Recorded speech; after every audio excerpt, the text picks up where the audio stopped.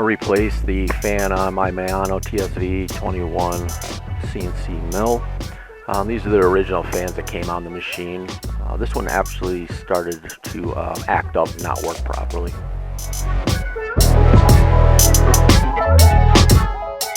So the old fan and then the new fan on the right here, the San Ace, I got from Mosier.com, $30, and now I'm just checking the flow direction. This flows into the electrical panel, and I have another one that flows from out of the electrical panel. I'll probably replace those in the future. There's two more. They're working right now, so I'm just going to leave it, but I'll change them in the future.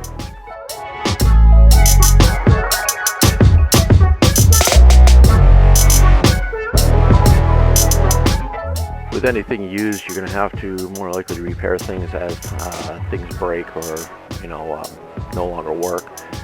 I got this machine at a very good deal. I was thinking about buying a Tormac, but they're like $20,000, and that's pretty expensive.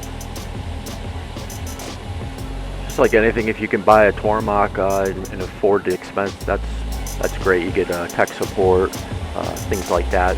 It's a new machine. You don't have to worry about issues like used machine issues that I'm coming across. But it's all how you look at it.